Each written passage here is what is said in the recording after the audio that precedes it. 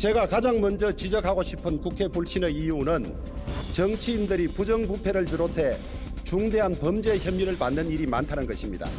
현재 이재명 더불어민주당 대표가 여러 가지 부정부패 혐의를 받고 있는 것은 더불어민주당뿐만 아니라 국회 전체 위신을 떨어뜨리고 있습니다.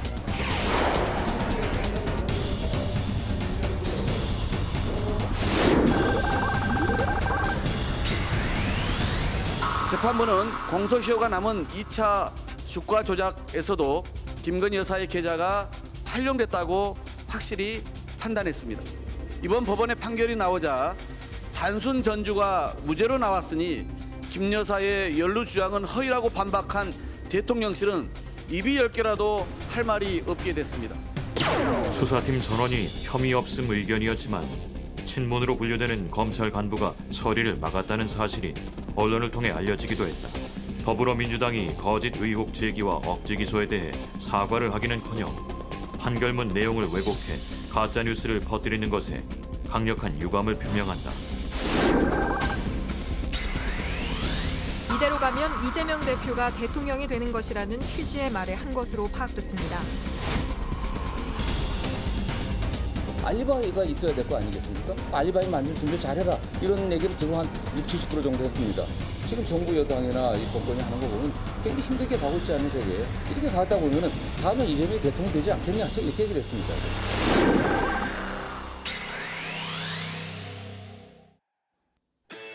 국가대표 정치뉴스쇼 5시 정치부의 시작하겠습니다.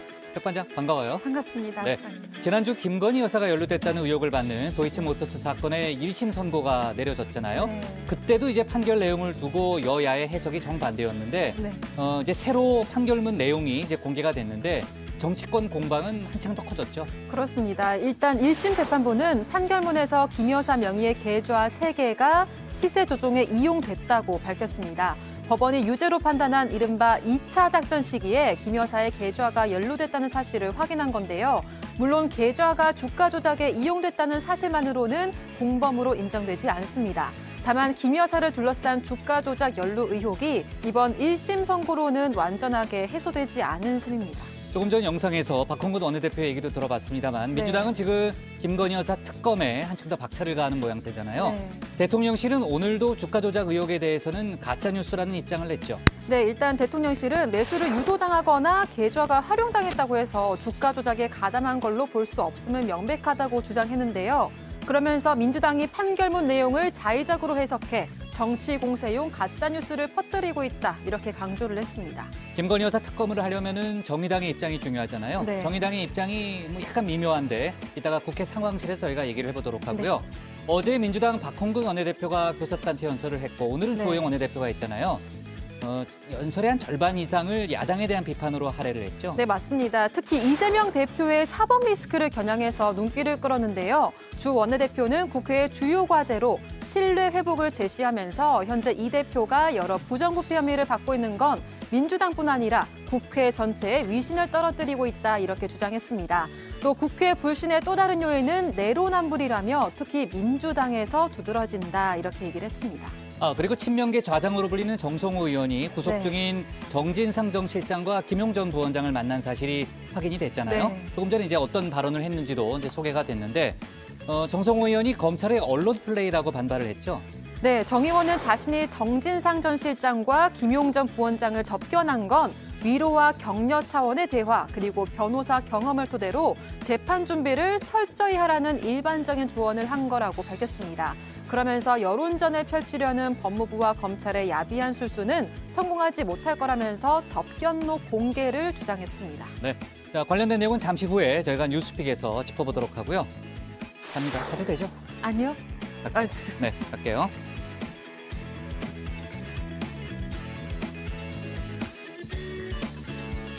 자, 오늘 회의는 류 실장 박마커, 유채커 조멘토 백반장, 남진우 소통역사, 그리고 정치부의 애청자 정 의원분들과 함께하겠습니다.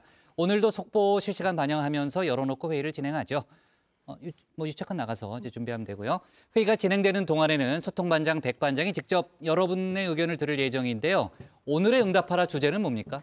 네, 오늘의 응답하라 주제는요. 민주당이 도이치모터스 1심 판결문을 인용해서 김건희 여사가 주가 조작에 연루됐다고 주장하고 있습니다. 대통령실은 가짜뉴스라고 반박했는데요. 오늘은 여기에 대해서 정 의원분들의 의견을 함께 나눠볼 예정입니다. 유튜브에 정치부 회의 실시간 이렇게 검색하시면 댓글 보내실 수 있으니까요. 많은 참여 부탁드립니다. 네, 정 의원분들의 의견은 잠시 후에 들어보도록 하고요. 유한울의 뉴스픽5부터 오늘의 정치부 회의 출발하겠습니다.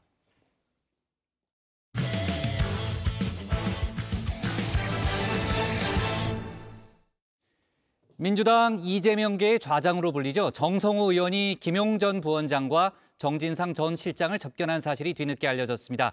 여기서 정 의원이 이대로 가면 이재명 대표가 대통령이 되는 거라는 취지의 말을 해서 회유성 발언이 아니냐는 논란도 일었는데요. 정 의원은 사담에 불과한 이야기고 검찰이 언론 플레이를 한다고 맞받았습니다. 관련 소식을 유한울 체커가 정리했습니다. 네, 5시 하면 다정해 정 의원들의 뉴스 큐레이터 울체커입니다. 화요일에 뉴스픽5 바로 들어갑니다. 네, 오늘 준비한 소식은요. 회유 대 사담, 무너지지 않길, 돈잔치 제동, 뉴욕 대신 발리, 고심 속 활쏘기로 잡아봤습니다. 민주당 이재명계의 좌장으로 통하죠. 정성호 의원의 구치소 접견 소식이 저희 JTBC 단독 보도를 통해 알려졌습니다. 수감 중인 김용전 민주연구원 부원장과 정진상 전 당대표 정무조정실장을 각각 지난해 12월 그리고 지난달 중순에 만난 건데요. 접견 중 한 발언이 특히 주목을 받았습니다. 이 자리에서 정 의원은 수사 상황을 언급하며 이대로 가면 이재명 대표가 대통령이 되는 것이라는 취지의 말을 한 것으로 파악됐습니다. 이재명계 좌장격인 정 의원의 말이 두 사람으로서는 회유성 발언으로 읽힐 수 있는 대목입니다. 네, 이런 보도가 나가면 기자들은 늦은 시간에도 당사자에게 전화를 해서 사실관계를 확인합니다. 정 의원의 휴대전화에도 어젯밤 불이 난 모양인데요. 개인적인 일 때문에 이 전화 하나도 받지 않았다는 정 의원, 오늘 기자회견에 나섰습니다. 면회 사실을 인정했습니다. 두 사람은 대선 과정에서 수시로 소통했던 관계로 명백한 증거가 드러나지 않은 상태에서 구속 기소된 두 사람을 위로하고 격려하려는 취지, 그 이상도 그 이하도 아니었습니다. 더군다나 당시 면회는 모두 적법한 절차를 통해 진행됐으며 대화도 교도 간의 입회 및 감독하에 이루어졌습니다. 위로와 격려 차원의 대화를 나누었고 제가 과거 변호사로서의 경험을 토대로 재판 준비를 좀 철저히 하라는 일반적인 조언을 했습니다. 그렇다면 모두가 제일 궁금해하는 부분은 따로 있죠. 실제로 이대로 가면 이재명 대표가 대통령이 되는 거라는 취지의 말을 했느냐일 텐데요. 기자들도 이 부분을 콕 집어 물었습니다. 어떤 말을 했느냐 안 했느냐가 중요한 게 아니라고 하던 정 의원. 재판에 대해 주로 조언을 했고 옥중 생활 뒤 몸짱이 된 정봉주 전 의원 예를 들어 운동 이야기도 했다. 그리고 시간이 남아서 이런저런 이야기를 하던 와중에 나온 말이라고 했습니다. 한마디로 회유성 발언이 아니라는 겁니다. 과거에 우리 당에 있었던 정봉주 전 의원이 구속 수감돼 있으면서 굉장히 체력이 좋아져서 나왔다. 이런 얘기도 하면서 운동 열심히 해라. 푸시업도 열심히 하고 스쿼트도 열심히 하고 운동 시간 나가서 꼭 지켜라. 정진상 실장이 밖에 상황이 어떻게 돌아가냐. 언론 신문도 다 보고 있지 않냐. 신문 다 보고 있다. 다 보고 있고 굉장히 지금 봐라. 지금 정부 여당이나 이 정권이 하는 거 보면 굉장히 힘들게 가고 있지 않냐, 저게. 이렇게 가다 보면은 다음에 이재명이 대통령 되지 않겠냐. 제가 이렇게 얘기를 했습니다. 푹 쉬고, 어쨌든 무죄 밝히려고 노력을 하고, 그러다 일단 나와라. 이런 취지로 얘기를 했던 겁니다. 정 의원은 결백함을 입증하기 위해서 접견록 공개가 가능하면 하겠다고 했습니다. 또 이재명 대표에게는 미리 알리지 않고 접견을 다녀온 거라고도 했는데요. 그러면서 정 의원이 강조하는 지점은 검찰의 언론 플레이입니다. 정 의원은 녹음이 안 되는 별도 장소에서 진행하는 장소 변경 접견 형식으로 두 사람을 면회했다고 하는데요. 이럴 경우 교도관이 면담 내용을 기록해 문서로 남깁니다. 이 문서를 넘겨받은 검찰이 언론에 일부러 흘렸다. 정 의원은 이렇게 보는 겁니다. 그다음에 법적인 절차를 거쳐갖고 이미 검찰의 지휘를 받는 교도관이 입회하고 감독하고 있는 시간 딱 정하면 나가라고 얘기를 합니다. 사실은. 거기서 딱 이상한 얘기하면 제지를 합니다. 그거 다 메모합니다. 이런 상황에서 했던 얘기를 갖고 그걸 언론에다 유출해갖고서 하는 이게 검찰의 저의가 뭐냐고 이겁니다. 사실은. 저는 이렇게 해서는 안 되죠. 이게 어떻게 민주공화국입니까 사실은. 대한민국 검찰이 이게 무슨 뭐 공산주의 국가도 아니고 사적 대화들까지 녹음해갖고 유출해갖고 정치적 공세에 어떤 자료를 쓰려고 하는 이런 행태는 좀 비판받아 마땅하고요. 진짜 범죄적 행위라고 생각합니다.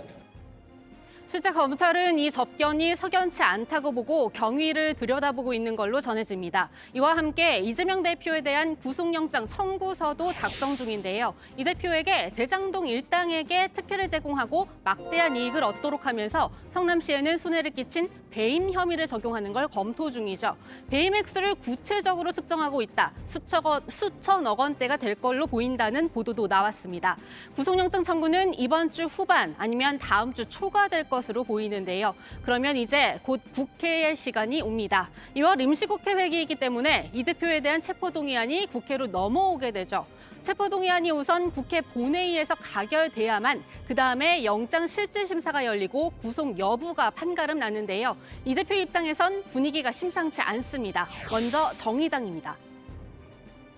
이재명 대표에게도 이제까지 지금 검찰이 계속적인 소환 수사를 해왔지 않습니까? 예. 저는 검찰이 제1야당 대표에 대한 어떤 예우 차원에서 수사를 한 번에 묶어가지고 이렇게 하는 것이 좋겠다라는 판단이 있었지만 그렇게 또 부를 때마다 계속 가셨던 것처럼 영장실질심사도 내가 가서 법원에 당당하게 받겠다 이렇게 하는 것이 이재명 대표에게도 더 좋은 스탠스라고 생각합니다.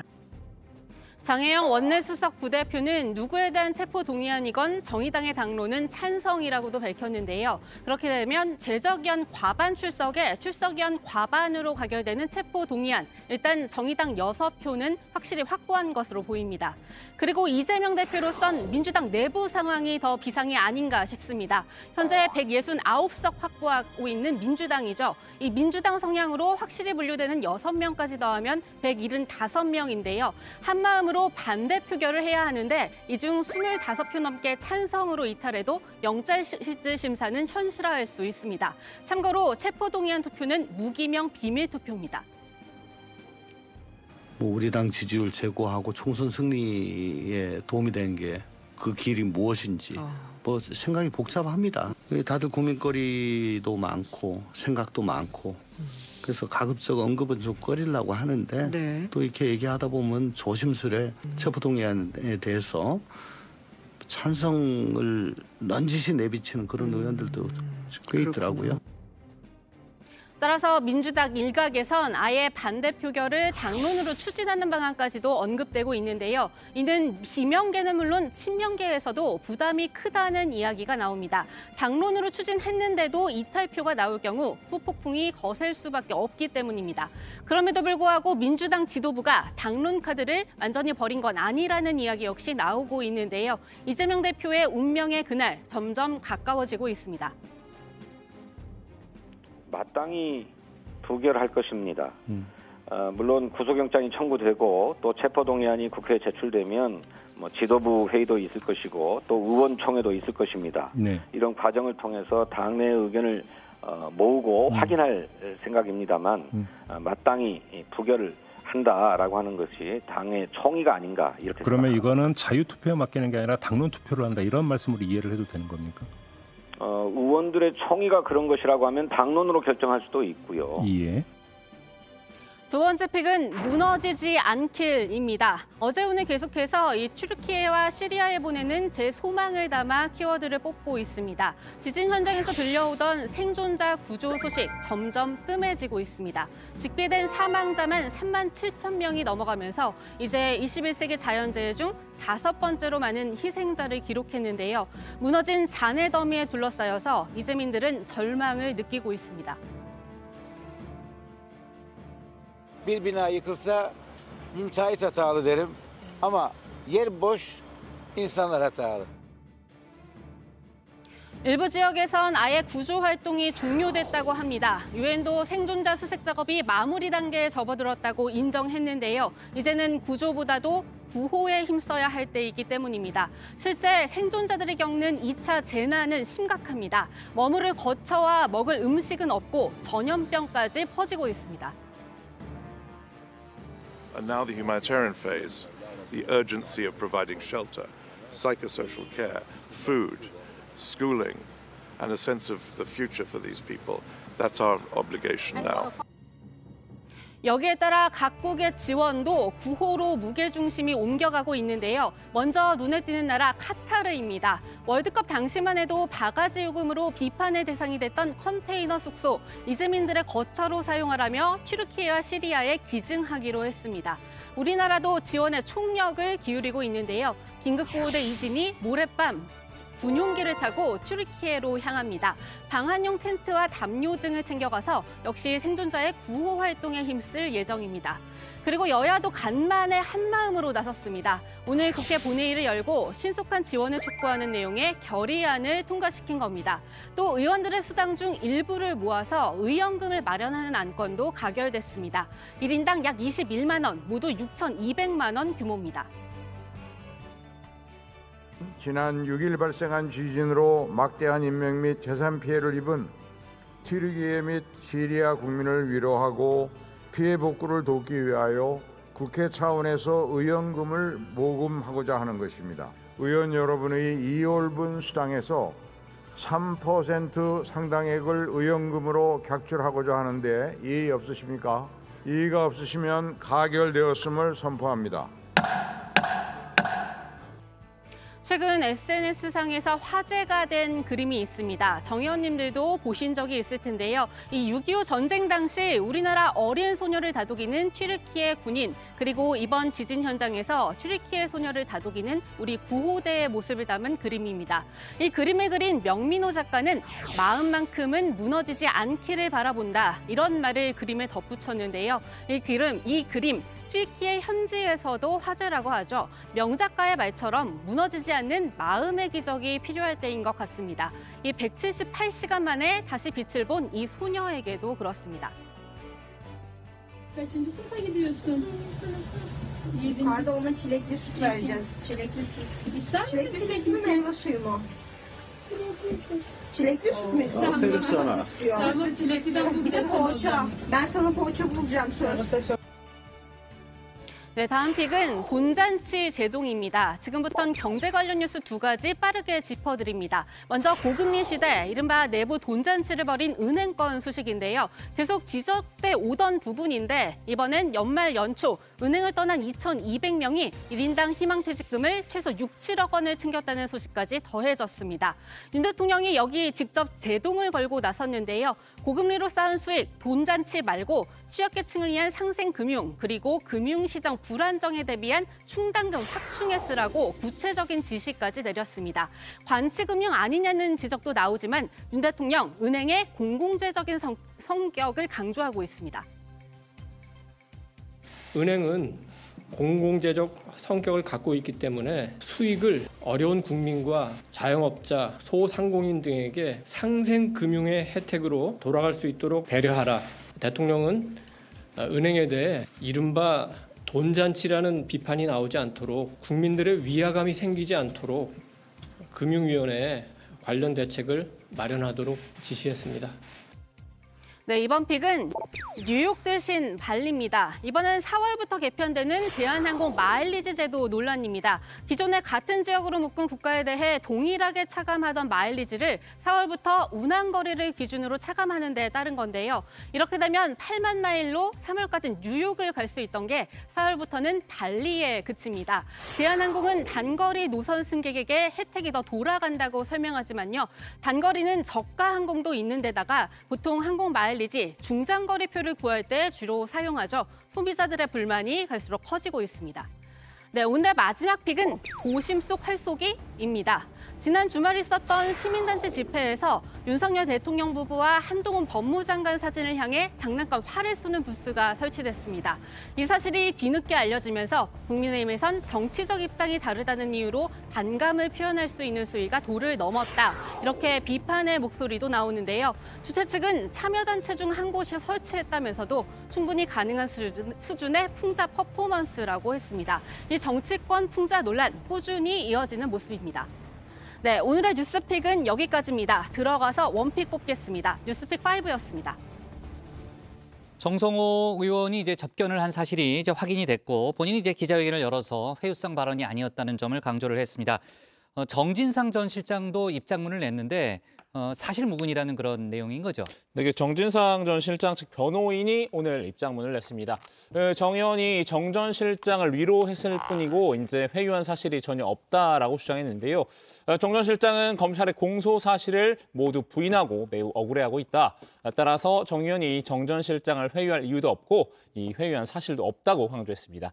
정 전 실장 측 변호인은 또 이 검찰이 언론에 접견 내용까지 진실과 달리 악의적으로 흘리는 건 정 전 실장 진술의 진실성에 흠집을 내려는 시도가 아닌가 깊이 우려하지 않을 수 없다고 비판했습니다. 반면 국민의힘은 이제 회유 의혹이라는 점을 강하게 이제 부각하면서 비판을 했는데요. 그렇기 때문에 더더욱 이재명 대표의 체포동의안이 가결돼야 한다는 그런 논리인 거죠.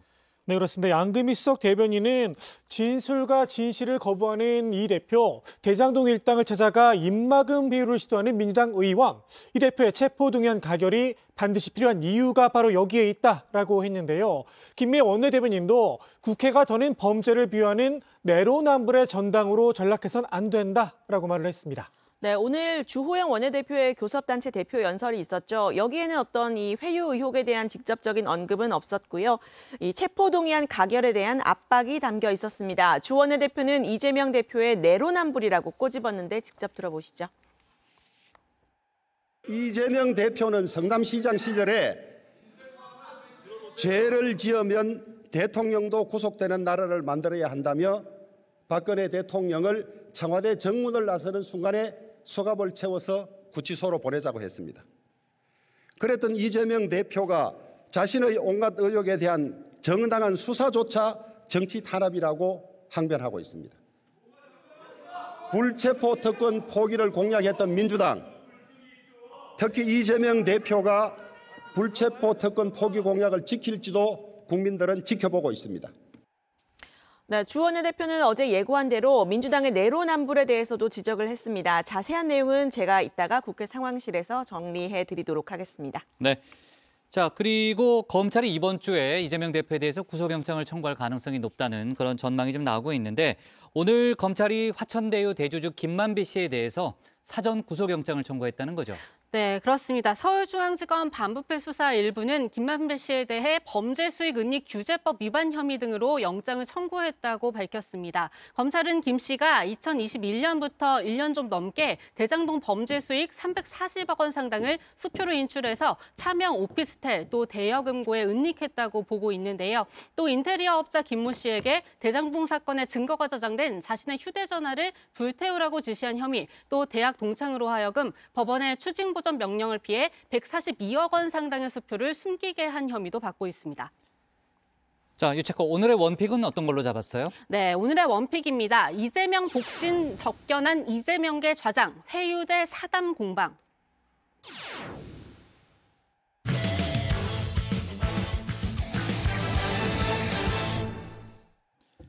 조금 전 잠깐 내용을 들어봤습니다만 국민의힘 주호영 원내대표가 오늘 교섭단체 대표 연설에 나섰죠. 민주당을 향해서는 내로남불이라고 비판했습니다. 다만 민주당이 주장하고 있는 쌍특검 주장에 대한 언급은 하지 않았죠. 민주당은 오늘도 김건희 특검을 강하게 주장했는데 정의당은 김건희 특검에는 거리를 두면서 50억 클럽 특검에 대해서는 관련한 대장동 특검을 발의를 했습니다.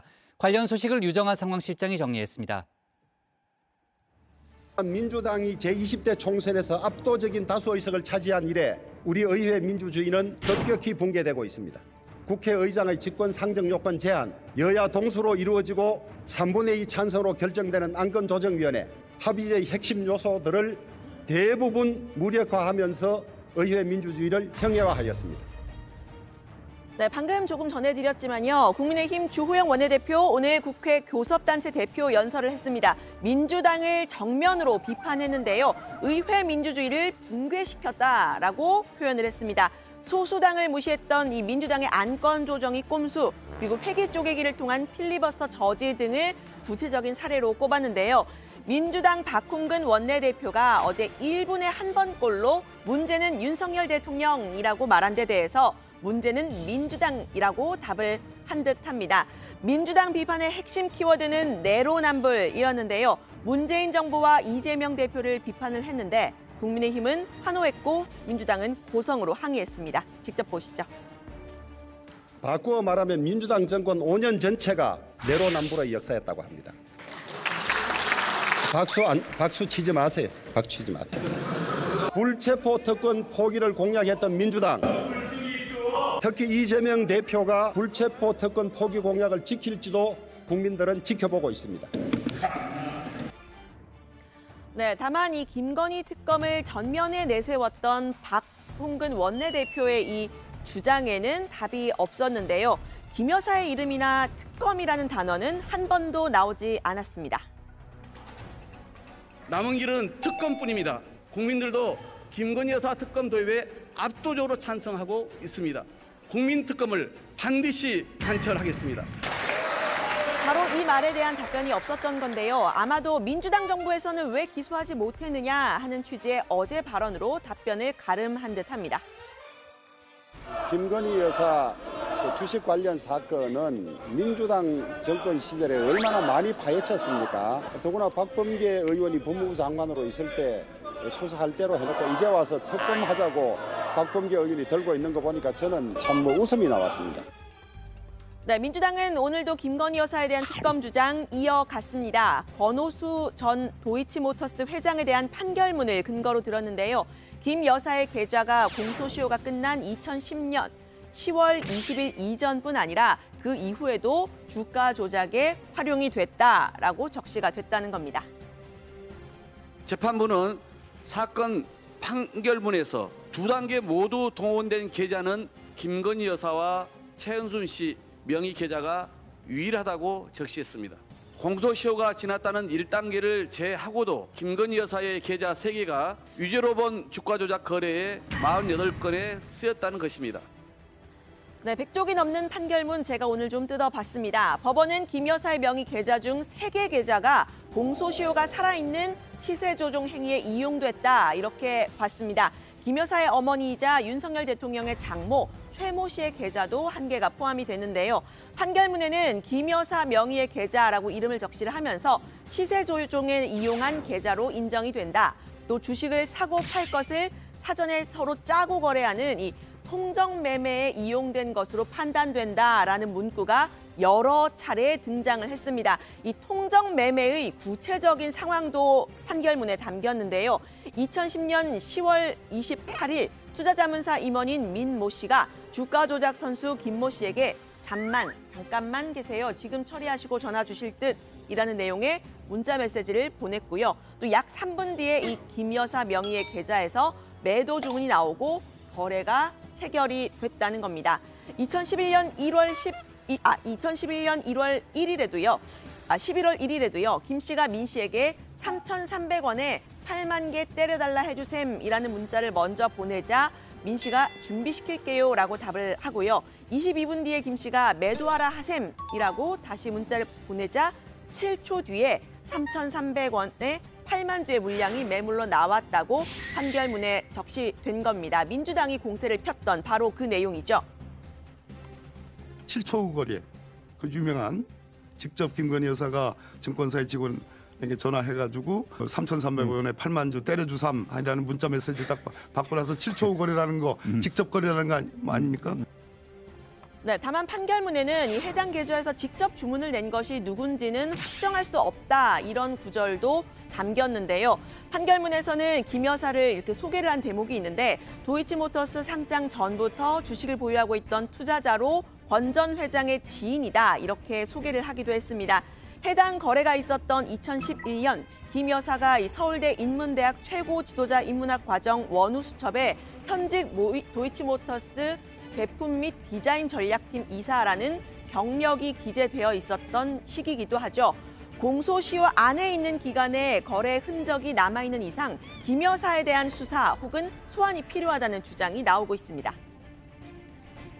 2차 주가 조작 세력의 사무실에서 김건희 XLS 파일이 나왔고 거기에 적혀있는 게 김건희 여사의 실제 잔고와 일치한다. 그러면 김건희 여사한테 사실은 물어봐야 이게 확인할 수 있는 거죠. 왜 당신의 계좌 내역이 이 사무실에 나왔느냐라고 물어보고. 네, 반면 대통령실은 어제에 이어서 오늘도 입장문을 냈습니다. 판결문 내용을 자의적으로 해석하고 있다는 겁니다. 수사와 재판 과정에서 김 여사와 주가 조작 관련 연락을 주고받거나 공모했다고 진술한 사람 한 명도 없었다. 그래서 범죄 사실 본문에 김 여사에 대한 구체적 언급이 전혀 없었다 이렇게 말을 했는데요. 김 여사에 대한 추가 수사 가능성에 선을 그은 것으로 좀 풀이가 되는데 검찰의 항소 소식도 아직은 들려오지 않고 있습니다. 매수를 유도당하거나 계좌가 활용당했다고 해서 주가 조작에 가담한 것으로 볼 수 없음은 명백합니다. 민주당이 거짓 의혹 제기와 억지 기소에 대해 사과를 하기는커녕 판결문 내용을 왜곡하여 가짜뉴스를 퍼뜨리는 것에 강력한 유감을 표명합니다. 네, 민주당이 주도하는 김건희 특검에 반대를 할 뿐 아니라 대통령에게 거부권 행사를 요청하겠다라는 게 국민의힘의 입장이죠. 굳이 요청을 하지 않더라도 대통령실의 입장 이미 정해진 듯합니다. 민주당은 언제까지 요건도 안 되는 특검을 발동할 작정입니까? 민주당의 상권 분립 훼손, 입법 독재에 저항하기 위해 우리는 대통령에게 거부권을 행사하도록 요청할 수밖에 없습니다. 네, 국회에서 이 김건희 특검에 대한 캐스팅 보트는 지금은 정의당이 쥐고 있습니다. 법원의 판단이 나오기 전까지는 주가 조작 그야말로 의혹일 뿐이었는데요. 지금부터 검찰이 어떻게 수사 의지를 드러내는지를 본 뒤에 특검을 추진할 수도 있다, 이런 가능성 열어놨습니다. 이렇게 명백히 수사해야 되는 것조차 수사를 하지 않는다면 검찰이 수사권을 왜 가지고 있어야 되죠? 검찰에게 국민들이 다시 신뢰를 회복할 수 있는 마지막 기회라고 생각하고 수사권을 발동하지 않는다면 특검을 포함한 다양한 시도를 강행할 수밖에 없다. 네, 민주당은 정의당을 압박하고 있습니다. 이미 검찰의 수사에 대한 신뢰는 바닥이다라는 겁니다. 분명히 확인한 것은 재판 결과가 나오기까지, 아니 재판 결과가 나온 이 순간까지도 검찰은 진상규명이 아닌 진실 은폐에만 애쓰고 있다는 점입니다. 압도적 다수의 국민이 김건희 특검에 찬성하는 만큼 이는 민주당만의 요구가 아닌 국민이 정치권에 내린 준엄한 명령임을 명심해야 할 것입니다. 네, 다만 정의당은 대장동 특검 관련해서는 찬성을 하고 있죠. 검찰은 이 곽상도 전 의원의 아들 퇴직금 50억을 무죄라고 본 판결에 대해서 항소를 하겠다는 뜻을 어제 밝혔습니다. 여야를 막론하고 국민 법 감정에 안 맞다, 이런 여론이 반영된 듯한데요. 정의당은 이 특검의 대상 일단 50억 클럽에 한정하자라고 제안을 하면서 오늘 자체 특검 법안도 내놨습니다.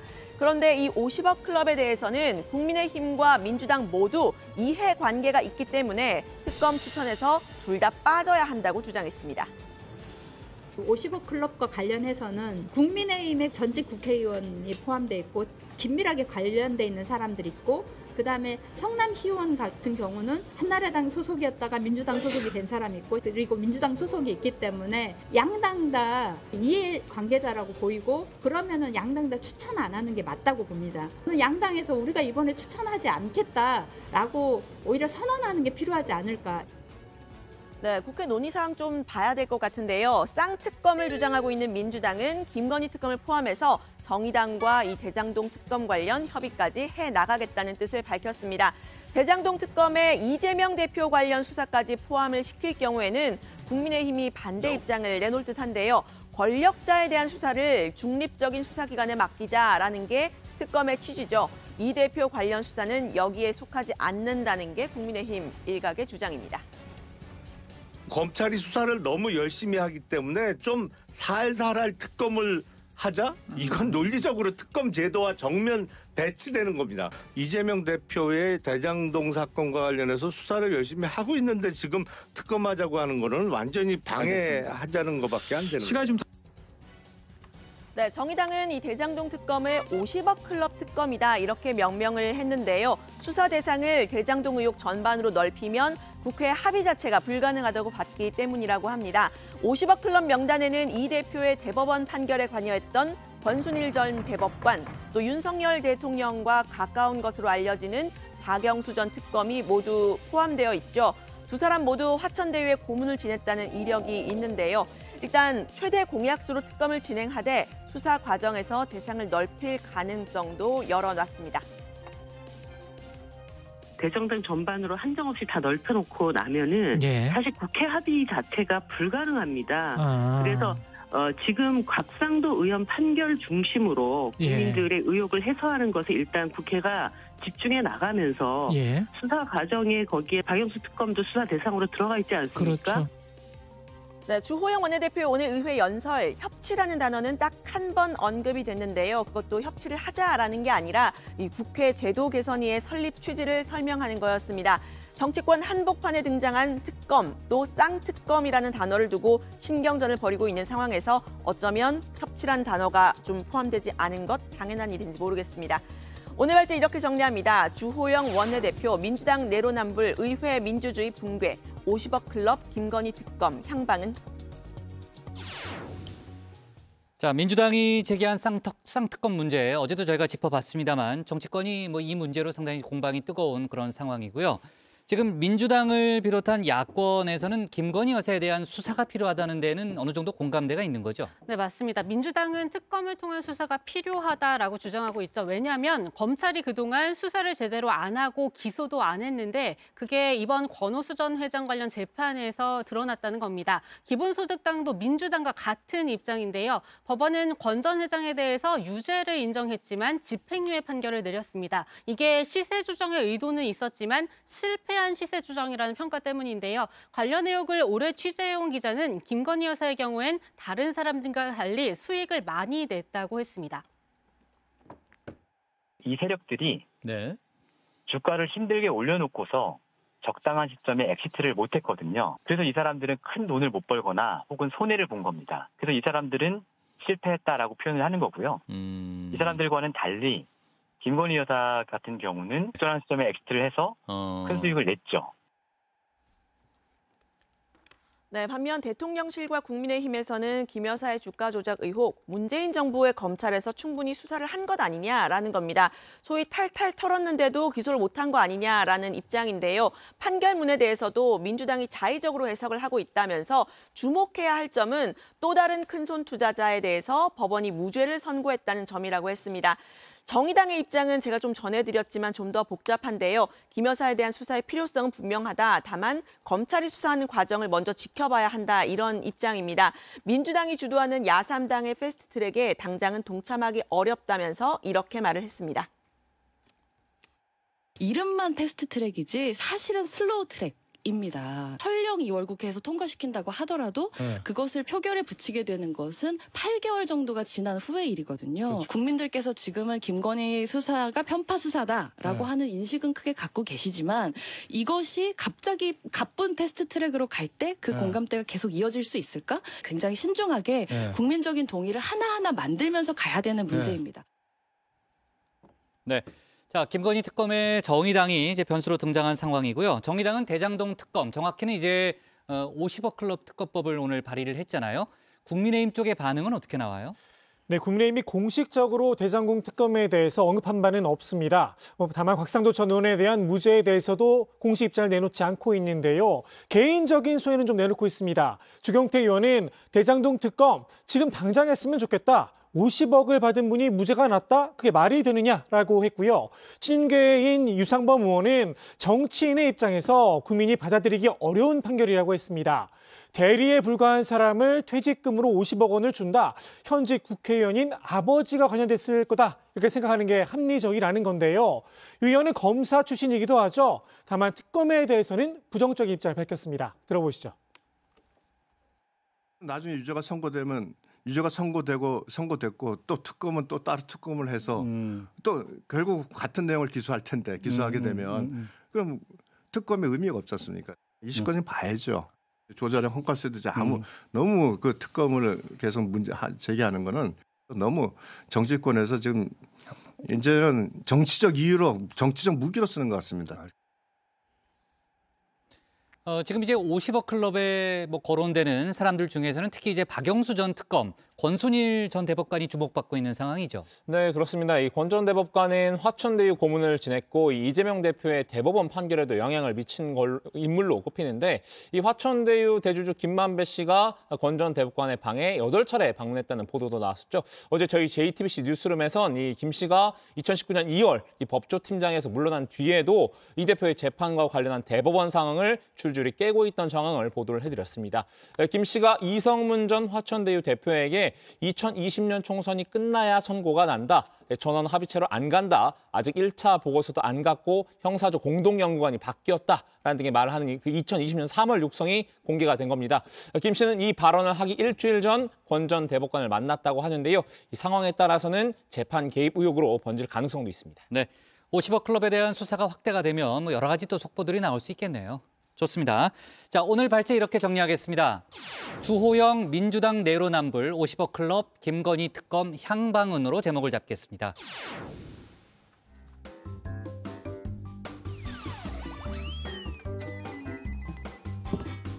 안녕하세요. 정치부회의 소통 시간 백반장입니다. 여러분, 잠이 보약이라는 말 많이 들어보셨죠? 잠을 잘 자는 게 그만큼 중요하다는 뜻인데요. 그런데 요즘 같은 겨울에는 여름보다 불면증 환자가 더 많아진다고 합니다. 수면 호르몬이라고 불리는 멜라토닌 분비가 떨어지기 때문인데요. 햇볕이 멜라토닌 분비를 촉진하는데 날씨가 추우면 사실 집에만 있게 되잖아요. 그래서 햇볕을 쬐일 일이 줄기 때문에 멜라토닌 분비가 잘 되지 않게 되고 숙면에도 영향을 주는 거라고 합니다. 그러니까 아침, 점심으로 틈틈이 햇볕 꼭 봐주시고요. 매일매일 평안하게 푹 주무시면 좋겠습니다. 네, 그럼 오늘의 소통 주제 보겠습니다. 민주당 주가 조작, 대통령실 가짜뉴스. 여러분의 생각은입니다. 먼저 다정회에서 미리 살펴본 댓글들 보겠습니다.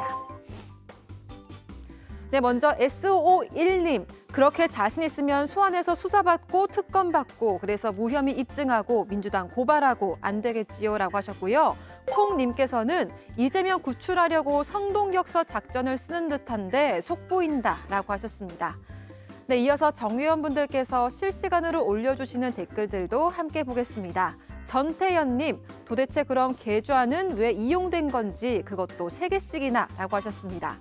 SROI님, 주식 1인 매매가 범죄가 되나요? 라고 하셨습니다. 댓글 적어주신 정 의원분들 모두 고맙습니다. 네, 이 시간 이후로도 댓글 많이 보내주시면서 다정회와 함께 해주시면 좋겠습니다. 지금까지 응답하라 다정이었습니다. 백반장 수고 많았고요. 다음은 박준우 마커의 주민으로 가겠습니다.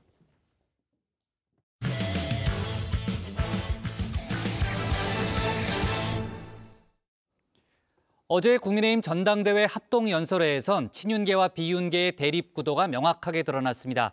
특히 김기현, 안철수 후보 간의 신경전이 치열했는데요. 분위기가 가열되면서 양 후보의 지지자들 사이에 언쟁도 벌어졌습니다. 오늘도 합동연설회가 열렸는데요. 박준우 마커가 주민에서 관련 소식 정리했습니다. 자, TV 토론하면 또 유정아 실장하고 또 박준우 마커가 전문적으로 분석을 잘 하잖아요. 이제 본격적인 또 시즌이 왔네요. 국장이 저번에 아무래도 제가 제일 낫다라고 이렇게 인정하시던 바이기 때문에 아마 제가 전담하게 될 걸로 예상하고 있습니다. 국민의힘 전당대회 이제 본격적인 합동연설회와 방송 토론회의 시즌으로 접어들었습니다. 지난주 국장이 해당 뉴스를 다룰 적임자로 저와 유정화 실장을 지목했는데요. 역시는 역시였습니다. 이 국장의 최종 선택, 역시나 다정의 최후의 보루 박준우 마커였는데요. 유 실장이 줄곧 외치던 어토류는 이제 무색해졌죠? 어토류 기억나죠? 어토류. 어토류가 뭔가요? 어차피 토론은 유 실장. 어차피 토 나오는.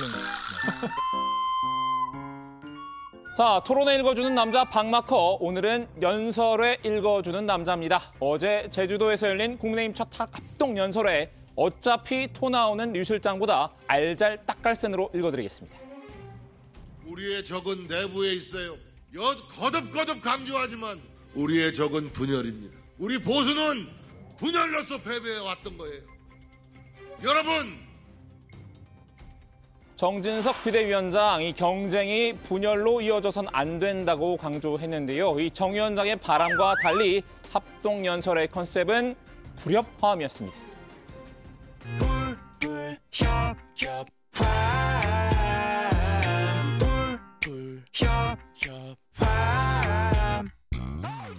불협화음이라는 이번 항해의 여정에서 우리의 컨셉은 불협화음이어야 합니다. 친윤과 비윤 사이 치열한 각축전이 벌어졌죠. 주요 장면 3개를 꼽아봤는데요. 첫 번째 하이라이트, 김기현 대 안철수입니다. 당내 지도부에 불협화음이 생겨서 난리법석이 났죠. 지지율이 폭락했죠. 그 후유증이 지금도 남아 있습니다. 그래서 이번에 임시 전당대회의 성격의 전당대회를 하는 겁니다. 그렇다 그러면 이번에 뽑는 당대표 또 이런 불협화음 일으키면 되겠습니까, 여러분? 김기현 후보 이번 전당대회 컨셉도 불협화음임을 인지한 걸까요? 직접 불협화음이라는 단어를 사용했는데요. 안철수 후보를 겨냥한 말입니다. 이 안 후보가 대통령실이나 친윤계와 관계가 그다지 매끄럽지 못하다는 점을 꼬집은 건데요. 김 후보는 이 보수라는 정체성에 있어서도 이 안 후보에 비해서 우위에 있다는 점을 내세웠습니다. 뿌리 깊은 나무는 바람에 넘어지지 않는다고요? 온갖 내풍이 불 겁니다. 그렇지만 정통 보수의 뿌리를 제가 무려 20년 동안 입당한 이후로 지금까지 지켜온 사람입니다. 이 정통 보수의 뿌리를 든든히 내리고 있는 저 김기현이가 돼야 당이 안정되지 않겠습니까, 여러분? 그러니까 이제 여러 차례 당적을 바꿔온 이 안 후보의 이력을 우회에 저격한 셈인데요. 안 후보도 김 후보를 향해 날선 공세를 펼쳤습니다. 안 후보는 이 김 후보로는 김 후보 혼자서는 홀로서기가 불가능하다고 직격했는데요. 줏대 없이 이리저리 끌려다니는 당대표 힘 빌려 줄 세우기 시키고 혼자 힘으로는 설 수 없는 당대표. 이런 당대표로는 총선에서 이길 수 없습니다. 한마디로 이 김 후보는 친윤계가 내세운 허수아비에 불과하다는 취지의 발언인데요. 이번 전당대회를 2파전으로 규정하기도 했죠. 이 비윤계 표심을 결집하고 있는 천하람 후보의 상승세를 차단하려는 목적으로 보입니다. 이번 전당대회는 안철수와 김기현 두 사람 중에 선택하는 선거입니다.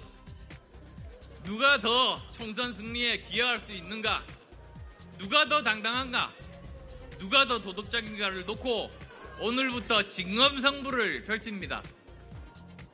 안 후보는 연설 이후에 장외에서도 김 후보에게 견제구를 던졌는데요. 김 후보의 예비 경선 1등 발언을 문제 삼았습니다. 그 기사를 보니까 제가 1등했다 이렇게 나와 있고요. 또 1등하고 2등 사이에 격차가 큰 격차가 났다 이런 보도 있던데 아마 뭐 허위 보도는 아닐 것 아닌가 이렇게 짐작하고 있습니다. 안 후보는 이 발언이 사실이어도 문제, 거짓이어도 문제라고 날을 세웠습니다. 만약에 그렇다면 그건 증거를 내야 되는 것 아닙니까? 그렇게 증거를 낸다면 그거는 선거법 위반입니다. 그리고 만약에 그게 증거가 없다고 하면 그건 허위사실 유포죠. 저는 이 사실은 마땅히 후보에서 사퇴해야 될 만한 중대한 사안이라고 생각해서 말씀드렸습니다. 두 사람의 이 불꽃 튀는 신경전은 지지자들에게로도 옮겨 붙었습니다. 두 번째 하이라이트, 안팬 대 김팬인데요. 이 두 후보의 지지자들은 연설회 전부터 열띤 응원전을 펼쳤죠. 식전 공연을 정상적으로 진행하기 어려울 정도였는데요.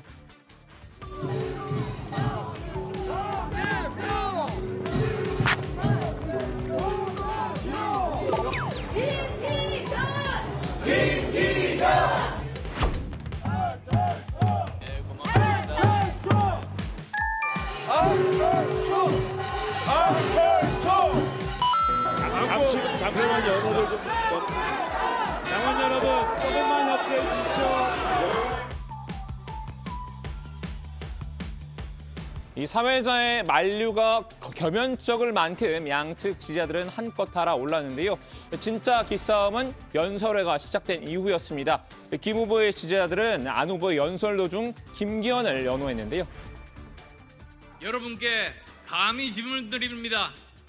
어떤 당대표를 원하십니까? 줏대 없이 이리저리 끌려다니는 당대표. 안 후보의 연설이 끝나자 이번엔 안 후보의 지지자들이 역공에 나섰습니다.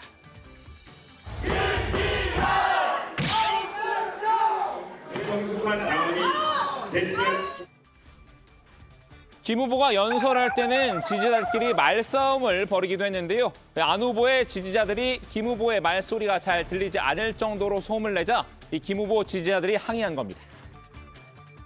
청년 결백이 입증된 김기현입니다. 인사 올리겠습니다. 주지 말라고요.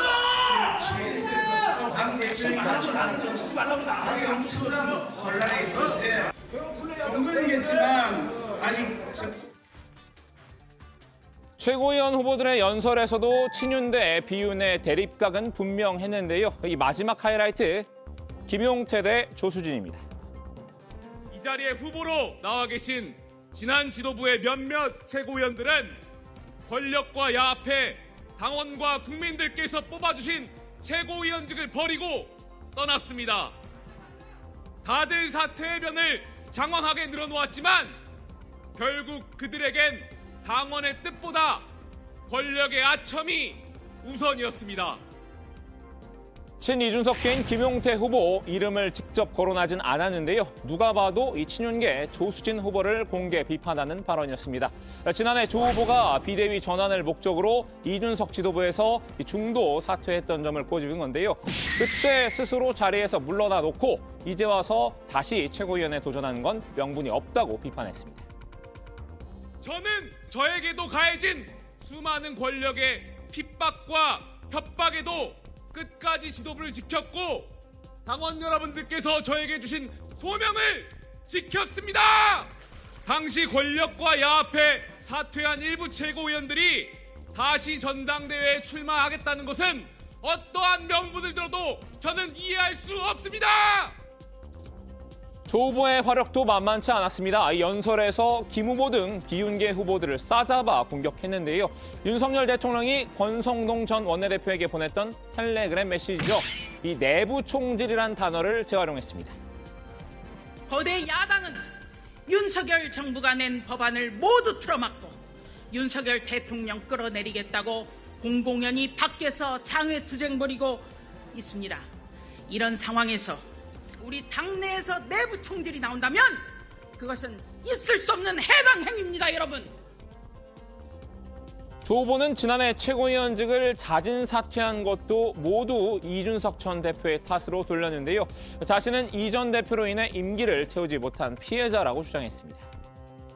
저는 김용태 전 최고위원이 무슨 말을 하든 그거는 관심이 없습니다. 그런데 정권 교체를 반드시 해내라고 30대 영선을 선출했는데 그 결과는 어땠습니까? 정권 교체가 아니라 대선 후보 발목 잡고 걸핏하면 가출하고 그런 당대표로 인해서 따로 뽑힌, 따로 선택을 받은 최고위원들이 임기를 채우지 못했습니다.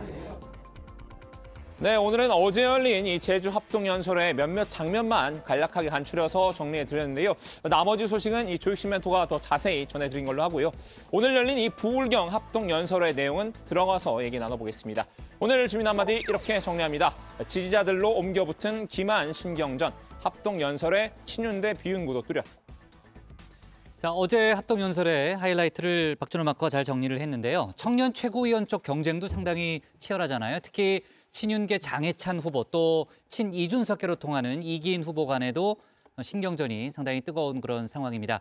오늘 이제 부울경 합동연설회가 조금 전에 열렸는데 거기서는 어떤 얘기가 나왔나요? 네, 일단 부산 출신이죠. 장해찬 청년 최고위원 후보는 정경 발표에 앞서서 구두를 벗고 당원들에게 큰 절을 올렸는데요. 윤석열 최전방 공격수가 돼서 고향에 돌아왔다 이렇게 인사를 했습니다. 친윤석열답게 출마 이유도 윤 대통령 지키기다 이렇게 밝혔는데요. 비윤계를 겨냥해서 국민의힘 내부에도 민주당 못지않게 대통령 발목 잡고 흔드는 세력이 있다면서 내가 전담마크에서 정리하고 있다 이렇게 강조했는데요. 특히 당정 분리를 주장하고 있다면서 친이준석계 후보들을 거칠게 비판을 했습니다. 들어보시죠. 당정 분리하자는 후보들에게 묻습니다. 실패한 전직 대표 뒷공문이나 졸졸 따라다니는 후보들에게 묻습니다. 윤석열 정부 조금 어려워지면 당정 분리 운운하면서 나는 모른다, 모른 척 할 겁니까? 부끄러울 줄 아십시오. 저 장예찬은 윤석열 정부가 살면 살고 윤석열 정부가 실패하면 정치 더 할 생각이 없습니다. 반면 이 친 이준석계 후보인 이기인 청년 최고위원 후보는 네거티브로 대응하지 않았는데요. 이 당이 갈라쳐지는 소란스러운 정치적 연설보다 당이 화합할 수 있는 정책적 연설을 하려고 한다면서 이 지역 맞춤형 정책 아이디어를 내놨습니다. 부산이 더 좋아질 수 있는 대안으로 이 전기요금 인하를 제시했는데요. 부산 기장군에 있는 고리원전과 이 경북 경주에 있는 월성원전에서 생산되는 전력은 부산 등 동남권에만 싼 가격으로 공급돼야 한다는 주장입니다. 들어보시죠.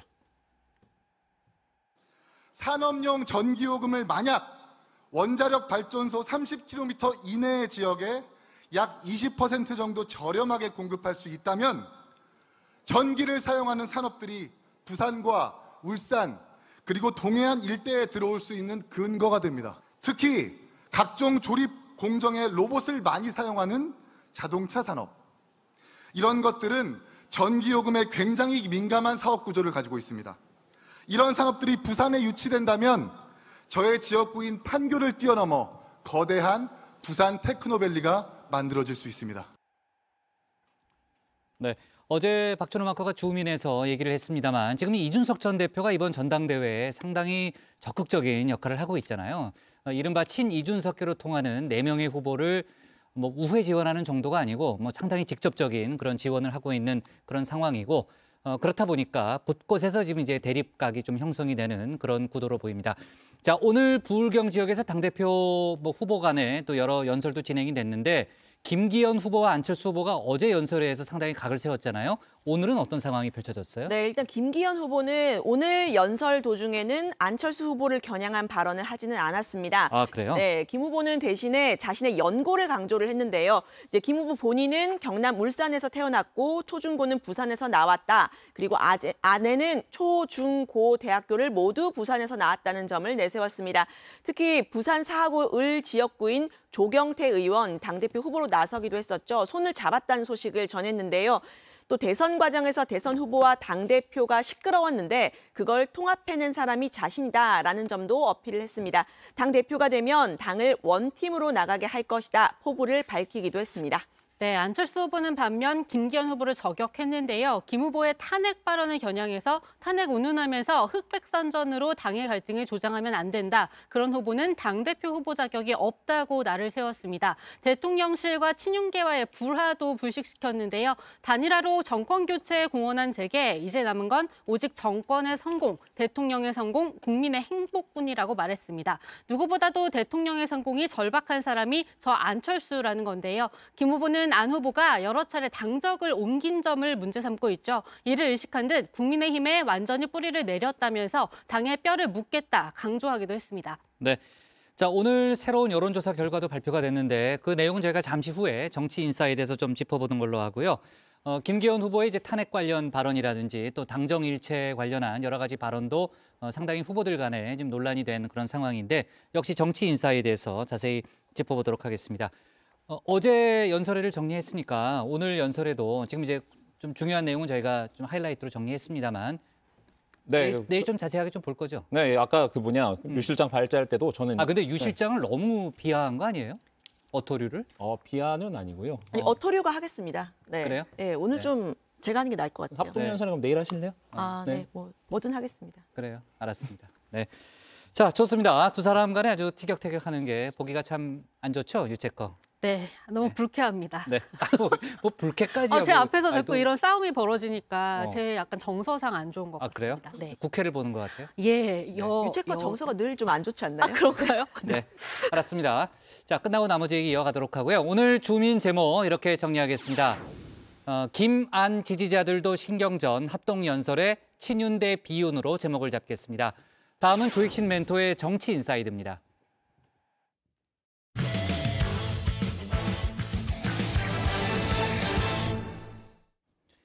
당정 일체냐 분리냐, 국민의힘 전당대회 새로운 화두로 떠올랐죠.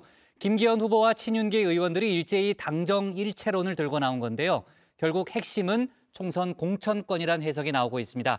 한편 컷오프 뒤 첫 여론조사 결과도 오늘 새로 나왔는데요. 김기현 후보가 안철수 후보를 오차범위 밖에서 앞섰습니다. 내일은 첫 TV 토론도 예정돼 있죠. 관련된 내용을 정치인사이드에서 짚어봅니다.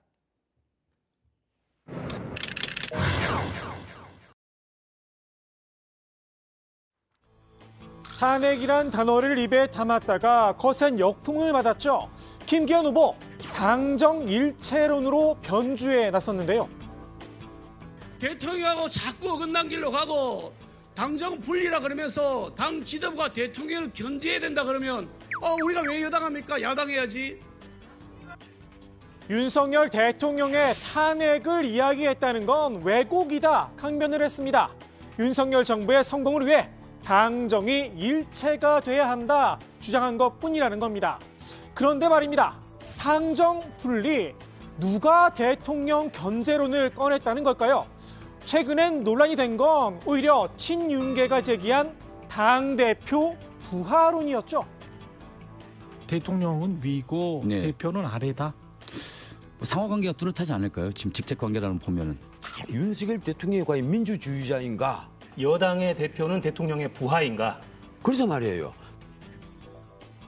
다른 친윤계 의원들조차 지금이 조선시대냐 선긋기에 나선 상황입니다. 대통령과 대표는 어떻게 보면 2인 삼각 달리기를 하는 그런 파트너의 관계죠. 파트너의 관계. 지금이 네. 어떤 조선시대 군주제도는 아니지 않습니까? 더욱이 탄핵론의 주체 안철수 후보였죠. 미래 권력까지 거론하며 윤 대통령에게 칼을 들이댈 수도 있다라고 말했는데요.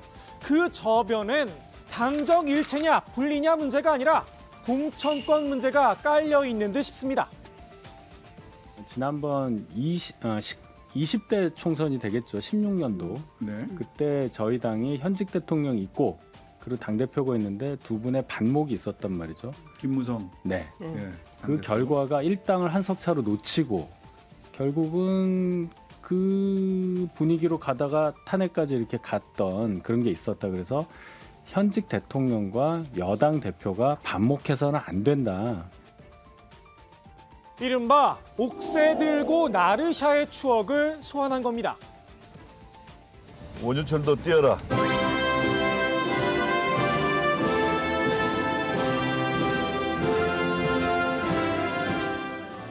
안철수 후보 정신 상태까지 의논하며 거세게 반발을 했는데요. 유난연대도 매몰차게 거절당한 상황에서 분열의 아이콘이란 낙인까지 찍힐 순 없었나 봅니다. 당대표 후보가 대통령 탄핵을 언급하는 정신 상태라면 이런 실수 또 계속 반복한다면 이런 당대표로는 결코 총선에서 이길 수 없습니다. 저희 전통적인 국민의힘 지지층들은 탄핵? 그러면 이제 김무성, 박근혜, 안철수, 윤석열 이렇게 대치가 돼버리면 절대로 손이 안 가게 될 거란 말이죠. 결국 차기 총선의 공천의 주도권 누가 쥐느냐? 용산이냐 여의도냐 문제인 듯한데요. 김기현 후보는 상향식 공천을, 안철수 후보는 시스템 공천을 주장하면서 일단 한 발 비껴선 모습입니다. 그렇게 보면 이 공천 문제, 이준석 전 대표가 용산에 눈밖에 났던 원인 가운데 하나이기도 했습니다. 저는 우크라이나 오기로 하고 우크라이나 온 거고 네. 제가 혁신이 출범한다고 했는데 공천권 경쟁으로 그걸 습관시킨 것은 분명히 당권을 노리고 있는 분들일 겁니다. 머릿속에 있는 게 공천밖에 없으니까 당이 혁신하자 그래도 공천 얘기는 내 얘기인가 싶어가지고 바로 이제 뛰쳐나오는 거죠. 그래서일까요? 천하람 후보가 공천 문제에 앞장을 서서 목소리를 높이고 있습니다. 당원에 분명하게 명시를 해야 한다며 대통령 공천 불개입 족자까지 선보였는데요. 왕의 남자 소통령으로 불리는 한동훈 법무부 장관도 낙하산은 안 된다. 구체적인 예까지 들었습니다. 아무리 한동훈 장관이라고 하더라도 막판까지 정치 활동을 시작하지 않다가 낙하산 공천으로 하게 되면은 이거는 저희 당에서 꾸준히 열심히 해왔던 많은 후보들에게 박탈감을 드리게 되고 그게 결국은 그 공천 파동의 또 하나의 어떤 요인이 될 수가 있는 것이거든요. 네네. 대통령께서 원내 진출을 좀 희망하는 분들 같은 경우에도 미리부터 준비하시라. 당정 일체를 주장하는 친윤계, 민감하게 반응할 수밖에 없겠죠. 겁먹은 개가 많이 짖는 법이다 일축을 했습니다. 이번 전대에서 지금 공천 얘기를 누가 하냐. 천하람 후보뿐이에요. 뭐 대통령이 공천에 개입을 하는 걸 금지하자는 둥 아니면 뭐 공천 줄 세우기를 한다는 둥 이렇게 계속해서 공천 얘기를 하는데 본인들이 무슨 공천을 못 받을까 두려워하는 것 같기도 하고요. 그러니까 그 원래 겁먹은 개가 많이 짖는 법 아닙니까? 그런데 말입니다. 컷오프까지 통과한 당권 주자를 개에 비유해도 되는 걸까요? 이준석 전 대표 실제로 양두구익이란 사자성어를 썼다가 윤리위에 회부되기도 했었죠. 당원에게 모욕적인 용어를 사용했다고 말입니다. 조만간 윤리위가 또 열릴지도 모르겠습니다. 오늘 컷오프 뒤 첫 여론조사 결과도 나왔습니다. 김기현 후보가 41%의 지지를 받으면서 안철수 후보를 오차범위 밖에서 앞섰는데요. 지난번 조사 결과에 비교해보면 김 후보는 상승, 안 후보는 하락세를 보였습니다. 다만 김 후보가 과반을 차지하지 못한 모습인데요. 김 후보의 굳히기냐, 안 후보의 재추격이냐, 내일로 예정된 첫 TV토론이 변곡점으로 떠올랐습니다. 특히 TV토론 때마다 인상 깊은 어록을 생산해왔죠.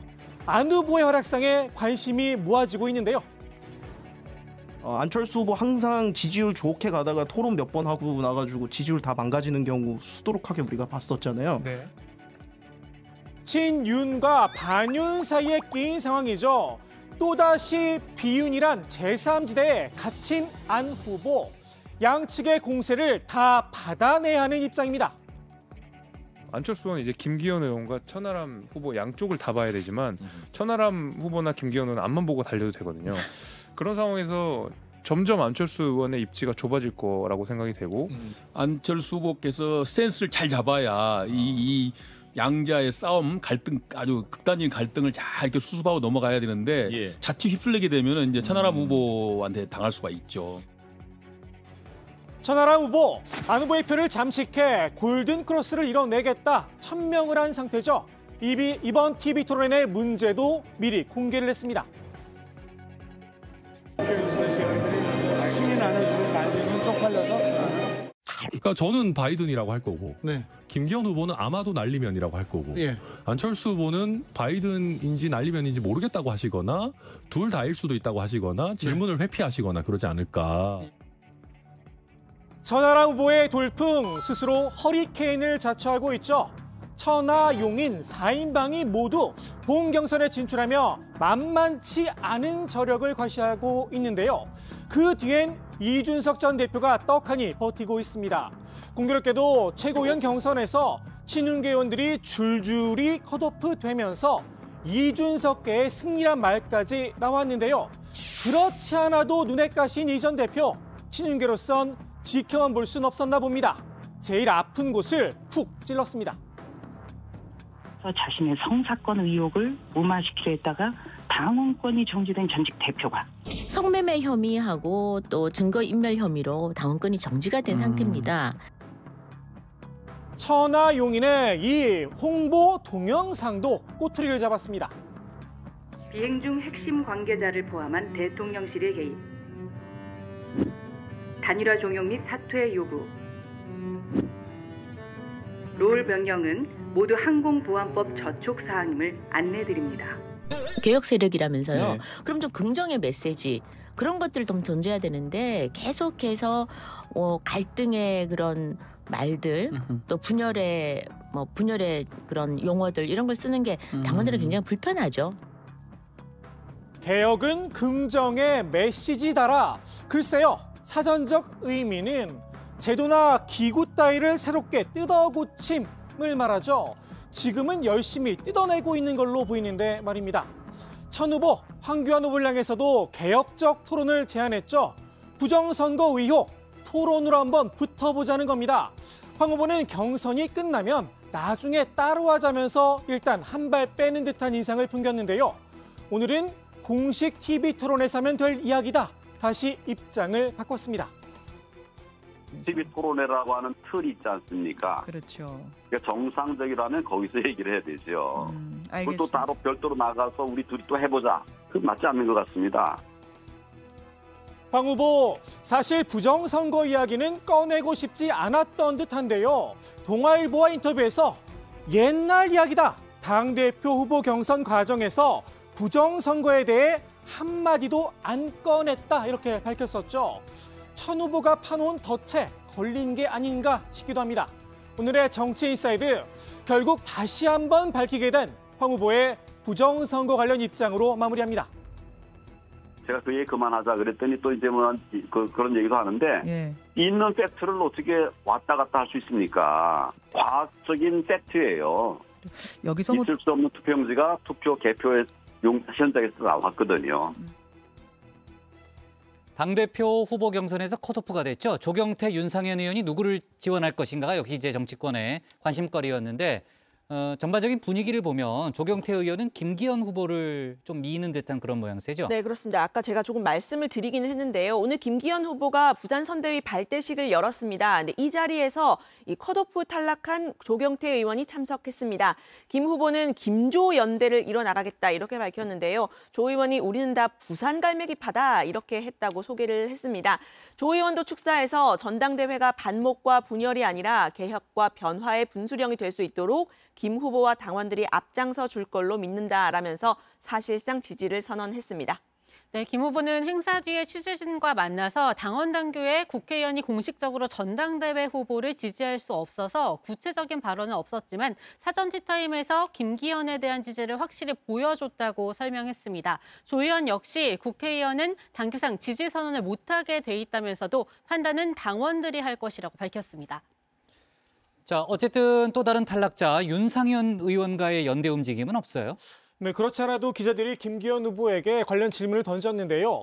아직은 구체적인 말씀드릴 단계가 아니다. 때가 되면 하겠다 일단 말을 아꼈습니다. 조경태, 윤상현 의원의 표심을 합치면 1차 투표에서 과반 득표를 얻을 수 있느냐 이렇게도 물었는데요. 김 후보는 한결같이 말한 것처럼 1차 과반을 목표로 열심히 표밭을 갈고 있다 하면서 예단할 수는 없지만 최선을 다해서 1차에서 과반을 달성하도록 끝까지 경주하겠다 이렇게 밝혔습니다. 오늘 김기현 후보의 부산 행사장에는 최고위원에 도전한 김병민, 정미경 후보가 모습을 드러냈다는 거죠. 네, 그렇습니다. 김병민 후보는 김기현 후보가 없었다면 지금 정권 교체의 꿈을 이루지 못했을 거다라고 치켜세웠고요. 정미경 후보도 김기현 후보는 윤 대통령과 척하면 척이다. 당과 대통령은 한 몸이라면서 이 김 후보의 당정 일체론에 힘을 실었습니다. 그러면은 김병민, 정미경 두 사람이 김기현 후보의 최고위원 러닝메이트라고 봐야 되는 거예요? 아니 꼭 그렇게 단정할 수는 없을 듯한데요. 이제 김기현 후보는 오는 일정은 밖으로 공개돼 있다면서 자신의 필요에 따라 후보들이 각자 일정에 참여하도록 돼 있다고 말을 아꼈습니다. 아무래도 정미경 후보 때문인 듯한데요. 제가 어제 친윤 최고위원을 조직적으로 밀어야 한다는 카톡이 돈다 이 소개를 해드렸었죠. 그 카톡을 보시면 이 정미경 후보는 이름이 없습니다. 오늘 유상범 의원이 공개한 친윤 후보군에도 정 후보는 거론이 되지 않았습니다. 결국 8명 중에 우리 친윤 후보로 갈 수 있는 게 김재원, 조수진, 김병민, 또 민영삼 등 저희들이 인지도가 높고 또 친윤으로서의 모습을 여기까지 보여줬던 분들이 다 올라갔기 때문에 네, 아까 이제 친윤계의 김정재 의원이 천하람 후보를 향해서 겁먹은 개가 많이 짖는다 이런 표현을 썼잖아요.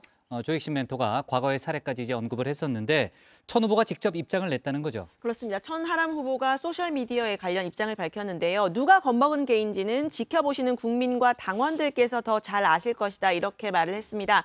지난 2018년 세금으로 외유성 해외 출장 갔다가 곤혹을 치르셨던데 국민 신뢰를 배신한 세금 루팡 출신이시니까 뭐든지 다 배신자로 보이겠죠. 저는 이런 식으로 비판하지 않는다. 이렇게 역공을 펴기도 했습니다.